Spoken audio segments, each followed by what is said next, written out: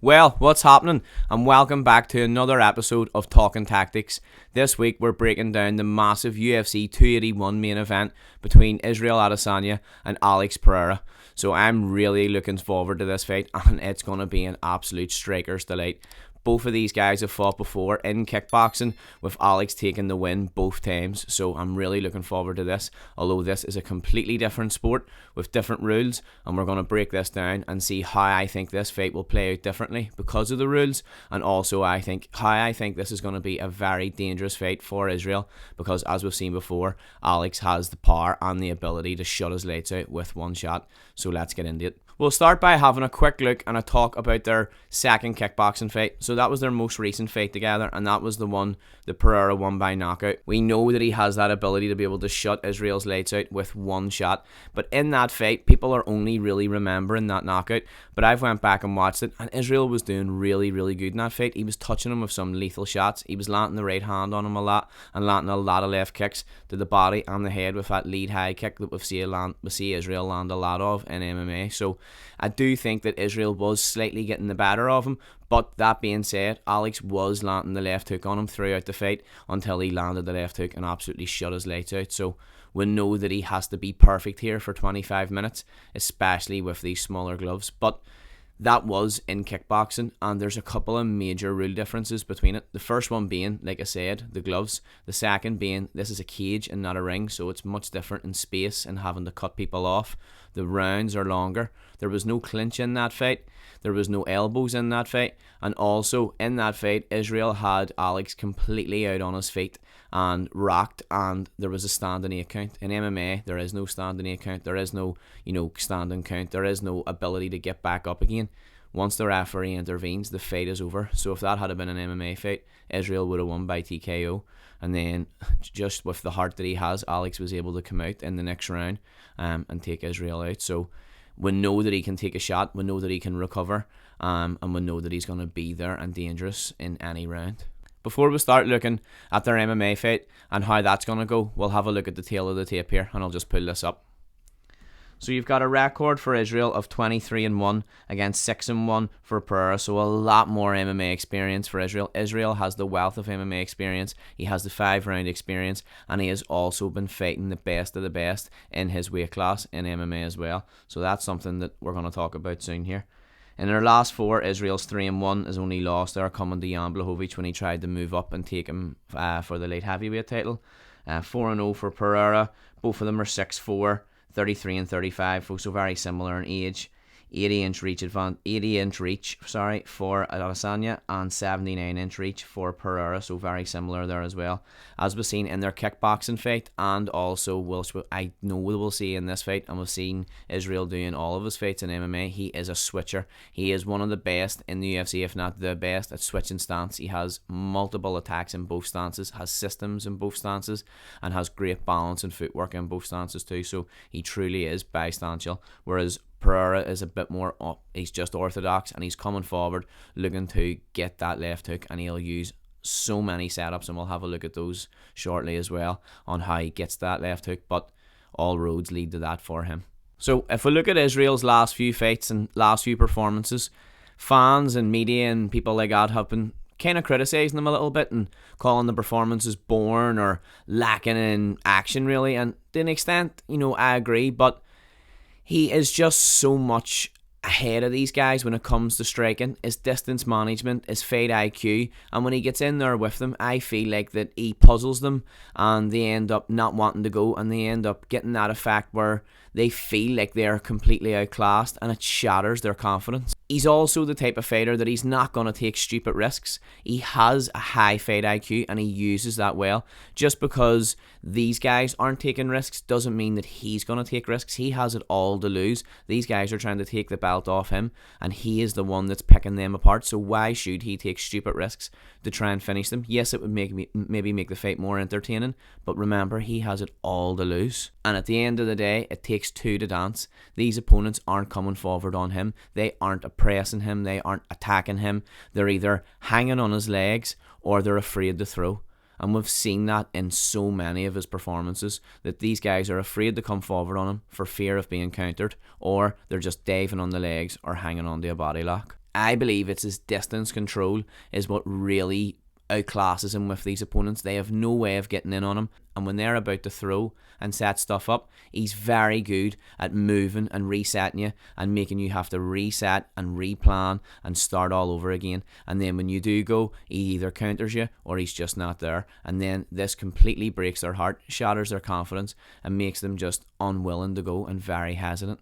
The thing with Adesanya too is that he fights best when you go first, when you get reckless and try to get him, when you get frustrated at missing him and just try to come after him and try to get your hands on him. That's when he fights best. That's when he'll counter you. That's whenever he'll snipe you. And that's what we've seen in the Robert Whittaker 1 fight, where he just couldn't wait to get his hands on him, was super aggressive and got absolutely sent to the shadow realm. Whereas then in the second fight, he knew the risks and he was much, much more cautious, and it led to him not pulling the trigger anywhere near as much and sticking to sort of single shots and shots that were very long range. This time though, it will be different. Alex has no reason really to fear Israel striking, and he has complete confidence in his own. He has been continuing on to fight the best of the best in kickboxing, whereas Adesanya moved more to MMA. Pereira is definitely going to believe in his striking, and he is going to bring the fight more to Israel, which could suit Israel, but at the same time, because of the danger with Alex, he needs to be perfect for 25 minutes. I think the key for Israel is to make this more of an MMA fight, and that's what people are talking about. But everyone's thinking that Israel's just going to go out here and shoot a double and try and take him down and submit him. There's much, much more ways to make it an MMA fight versus just going out to try and take him down. Clinching with him, holding him against the fence, faking takedowns or half committing to takedowns just to have him thinking about it, to set up your strikes and to add a bit of hesitancy to Alex that he won't overcommit on shots in fear of Israel grappling him. So I think the threat of the takedown plus using clinch and then trying to control Alex against the fence, with the amount of grapplers and people who Israel has fought trying to take him down, he has got a ton of experience and a ton of training time learning how to defend all these moves. To learn the defense, you need to know the move. So I think that he'll be able to use these attacks that he's learned to defend against previous opponents to maybe be able to control Pereira against the cage and win some time. At the end of the day, when he's holding him against the cage and scoring some shots, this is a completely different sport. And as much as kickboxing fans might not like that, he's winning the fight when he's holding him, controlling him against the fence and landing shots on him. And I do believe that this would be the smart way to do it. Instead of trying to fight him in a kickboxing fight with small gloves on in the cage, I think that he should make it an MMA fight because he's a world champion MMA fighter with much, much more experience. I believe with the use of his MMA skills and with his striking skills that he does have more ways to win than Alex. I believe that he has more tools available and has more weapons available. But the thing with Alex is he has nuclear weapons and he only needs one shot to take you out. And as much as Israel might be trying to control him and might be trying to pick him off, if Alex gets to him once, that could be the fight over. So let's start talking about Alex here.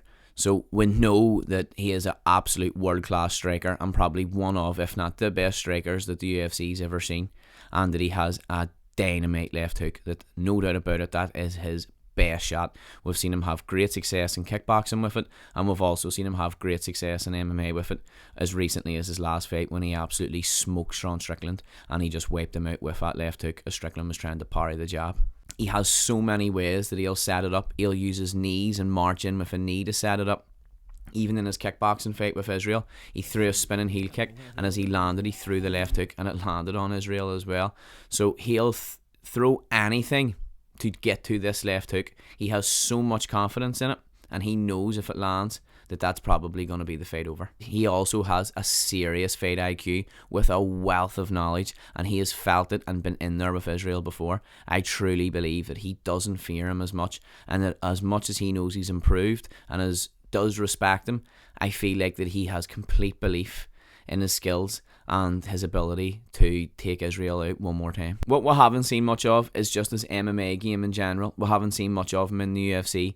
He fought 2 unranked opponents and then he had his last fight against Sean Strickland. So we don't really know how good he can be in MMA, But we know how good his striking is. We know that style against Israel is going to pose problems because Israel is a striker. And the story that comes with it as well. That's what makes this fight so exciting. And it also what makes it so dangerous for Israel is that style.